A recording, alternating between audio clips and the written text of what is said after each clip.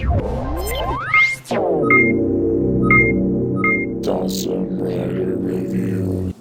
YouTube, Dawson Rider here with my review of S.H.Figuarts Kamen Rider Agito, the Renewal version. So, if you're not familiar, they've been sort of releasing a quote-unquote premium-ish figuart line of Rider stuff. It started with Kabuto, which was an update on the Kabuto figuart, and then we got Hibiki, which had never been done before. There was a renewal version of Agito, obviously, of Kuuga, and now Agito. So they're essentially like updated version based on today's standards, in case you aren't familiar with it.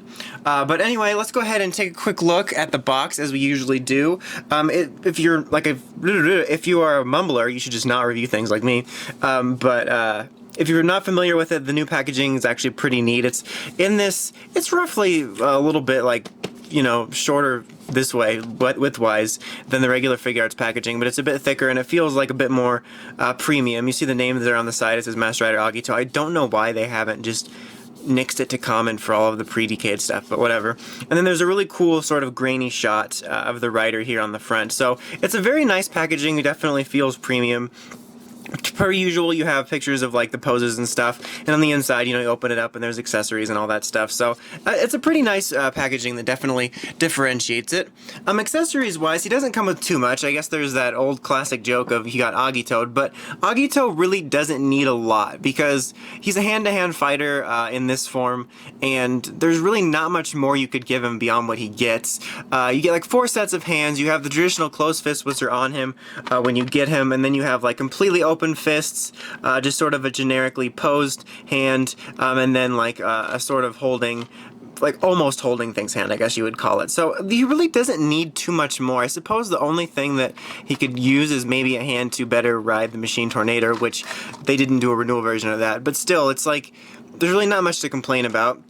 He does have the alternate head here for when he opens up his horns, which you can get a pretty much look at the head sculpt right now, which looks really nice. The compound eyes are just really beautiful on this figure, and the gold paint here for the horns really shines. But so it's really easy to switch out. You just, you know, pop the top off, and there's a little place for the ball joint there. So yeah, there's that. So that's all he comes with, but like I said, that's all he really needs. Now let's take a look at the figure itself. Articulation-wise, pretty standard figuarts fare here. You have a nice ball joint, swiveling, double elbow joint. You got swiveling at his fists. You got nice ball joints on his legs, swiveling here, double knee joint. Nice ball joint on his leg. You have the toe bendy joint.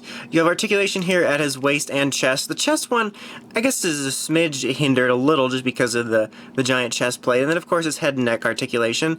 No real loose joint problems to speak of or anything like that. His arms feel a smidge loose, but not like, you know, floppy or anything. And like they feel kind of skinny up here, and it's kind of annoying when you can see that. But it's pretty easily covered by his shoulder pad. But that's really the only nitpick. Other than that, it's a pretty solid mold.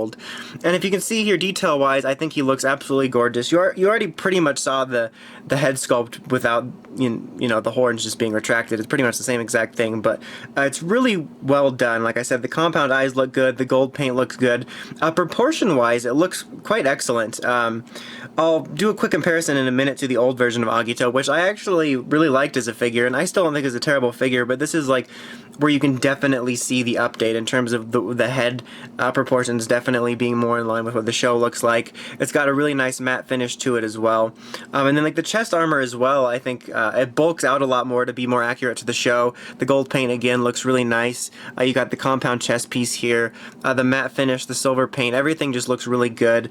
The belt very nicely detailed. You can see the compound effects there as well.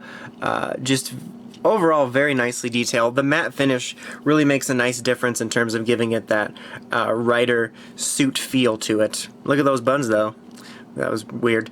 But yeah, very, very nicely detailed here on it, and it's definitely a nice update. Before I do him in his unnecessary spinniness, I'm going to quickly put him next to original recipe Agito figuart, so let me just do that. He's kind of in a funny pose. I just pulled him off his bike, and you may be able to see some dust, but as you can see there, there's quite a difference, and it's it's like, I'm trying to think how to say it. It was like, I didn't really notice it as much until they made this figure. Like I said, I was actually pretty fine with the Agito figure, but you can just tell the clear difference in the paint, in the proportions. The matte finish, like I said, really makes a difference in giving it that suit quality. I mean, just the quality of look between these two is just crazy different. And just the head sculpt you can see, because early Figuarts actually had quite a skinny head sculpt that a lot of them shared, which Kabuto really demonstrated, and this one is a lot better. So look-wise, most definitely a huge improvement. It's kind of crazy, like, how much I didn't even really notice it until they updated it. Yeah, so definite improvement there, and obviously also an improvement in the mold. This one feels a bit heavier because it's back when they had like die-cast feet and stuff, so, and this certainly isn't a terrible figure. Like, I'm not about to throw this in the trash or anything now, but definite modern updates. Like this, I feel could still be a smidge more upscaled in terms of just feel for the price, but it's still an overall upgrade look-wise and mold-wise, I think, in terms of how it all seamlessly flows together, for sure. I still think Kabuto was the most stark contrast in terms of difference, because his helmet was just so skinny. I mean, there was definitely a good helmet difference there, as you could see, but Kabuto's, I think, still stands out the most for me in terms of, like, you know, a completely overhauled update, and like, wow, that really wasn't that good at the time. But so overall, I am very pleased with this figure. I haven't mentioned it in this review, but Agito is one of my favorite series, and it probably is one of my more favorite suit designs for the more simplistic designs from very early on in the Heisei era.